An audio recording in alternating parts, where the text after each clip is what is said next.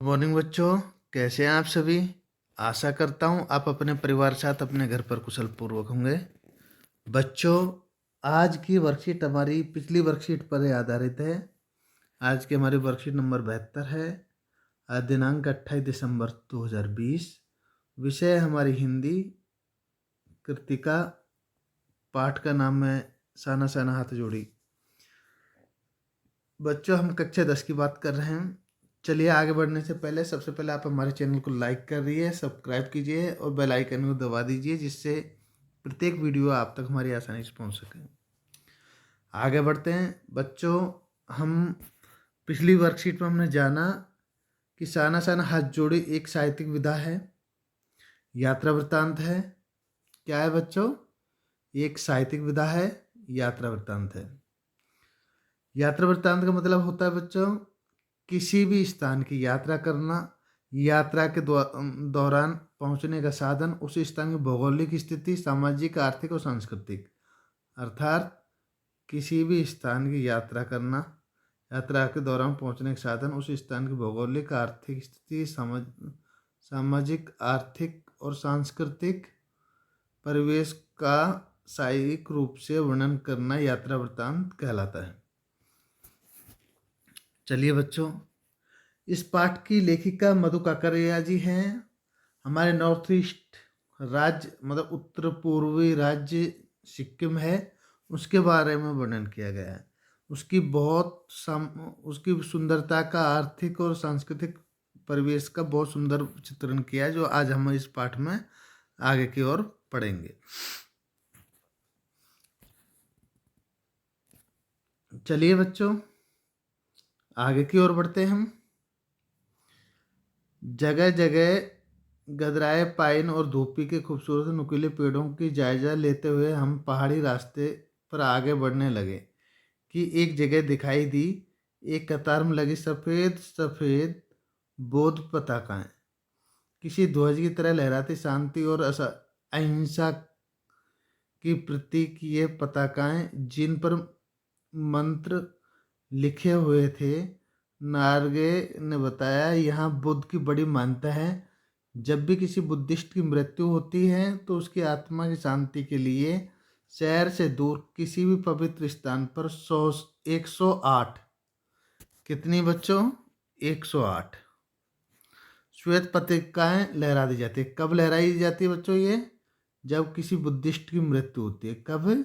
जब किसी बुद्धिस्ट की मृत्यु होती है तो उसकी शांति के लिए यहाँ पर 108 श्वेत पत्रिकाएं लहरा दी जाती हैं। ये पताकाएं हैं जो लहरा तो दी बच्चों, लेकिन इनको उतारा नहीं जाता है, ये धीरे धीरे ही नष्ट हो जाती हैं। और दूसरी ओर उन्होंने कहा, जब भी कोई शुभ कार्य होता है, क्या होता है? शुभ कार्य, नए काम की शुरुआत करते हैं, तब भी पताका लगाई जाती है। लेकिन उस समय पताका कैसी होती है बच्चों? कैसी होती है? रंगीन होती है। कैसी होती है? रंगीन। कैसी होती है बच्चों? रंगीन। नार्वे बोलता जा रहा था कि मेरी नज़र में उनकी जीप में लगी दलाई लामा की तस्वीर पर टिकी हुई थी। किस पर टिकी हुई थी? दलाई लामा की तस्वीर पर। दलाई लामा की तस्वीरें अधिकतर दुकानों में भी देखी गई थी। चलिए, ये आज की हमारा गद्यांश है जो हमने पढ़ा। अब इसमें कुछ प्रश्न दिए गए हैं बच्चों। इन प्रश्नों का उत्तर हमें इसी में से देखकर ध्यान से देना है। जैसा पहला प्रश्न है, यात्रा वृत्तांत से आप क्या समझते हैं? बच्चों, जैसा कि हमने बताया, किसी स्थान की यात्रा करना, यात्रा के दौरान पहुंचने के साधन, उस स्थान की भौगोलिक स्थिति, सामाजिक स्थिति, सांस्कृतिक एवं आर्थिक परिवेश का साहित्यिक रूप से वर्णन करना यात्रा वृत्तांत कहलाता है। समझ आया होगा बच्चा? बहुत स्पष्ट शब्दों में मैंने आपको बताया है, कृपया करके ध्यान से सुनकर इसका उत्तर लिखें। चलिए, अगला प्रश्न है, सिक्किम भारत के में कहाँ स्थित है, वहाँ की क्या विशेषता है? बच्चों, सिक्किम भारत के उत्तर पूर्व राज्य में स्थित है, उत्तर पूर्व दिशा में स्थित है, जो कि नॉर्थ ईस्ट के नाम से भी जाना जाता है।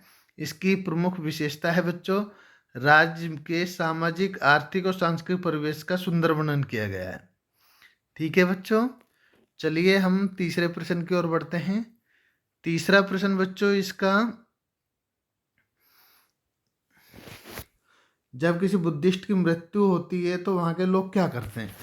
बच्चों, जब किसी बुद्धिस्ट की मृत्यु होती है तो वहाँ के लोग 108 श्वेत पताका पहरा देते हैं। वे पताकाएं स्वयं नष्ट हो जाते हैं, उनको उतारते नहीं है।